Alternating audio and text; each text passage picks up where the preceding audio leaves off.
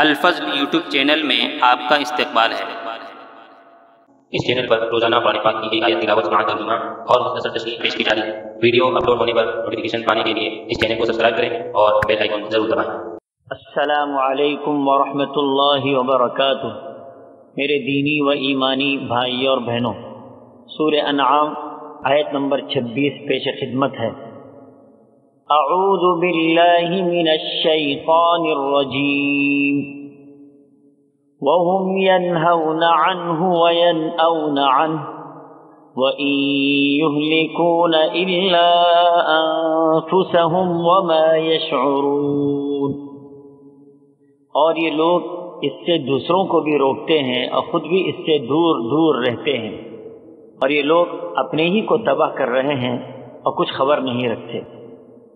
حضرات، مفسرین حضرات نے اس آیت کے دو مطلب بیان کیے ہیں۔ ایک یہ کہ عوام کی حالت بیان کی جا رہی ہے۔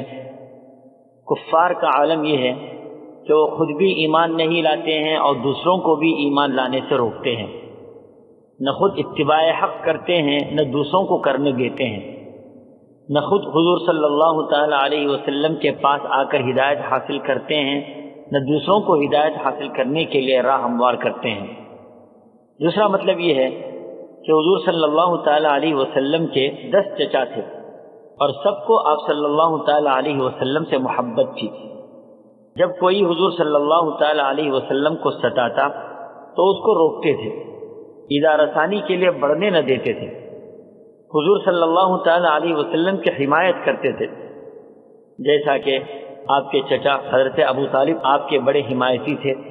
باقی تمام چچا علانیہ طور پر آپ کے ساتھ تھے لیکن خفیہ طور پر مخالف تھے، لوگوں کو قتل وغیرہ کے ارادہ کرنے سے روکتے تھے، مگر خود آپ صلی اللہ تعالی علیہ وسلم سے اور دین حق سے دور جاتے تھے اور دوسروں کو بھی دور رہنے کی دعوت دیتے تھے، مگر لوگوں کا روکنا اور خود بھی دور رہنا، اس سے نہ دین کو نہ نبی کریم صلی اللہ تعالی علیہ وسلم کو کوئی نقصان نہیں ہوتا تھا اور نہ وہ لوگ کوئی بگاڑ سکتے تھے۔ اس طرح کا کام کر کے وہ خود بے شعوری میں اپنی ہلاکت کا سامان کر رہے ہیں، جس کا انجام انتہائی برا ہوگا۔ اللہ ہم سبوں کو حق پر جم کر دوسروں کو بھی اس پر جمنے کی دعوت دینے کی توفیق عطا فرمائے۔ آمین۔ وآخر دعوانا ان الحمد للہ رب العالمین۔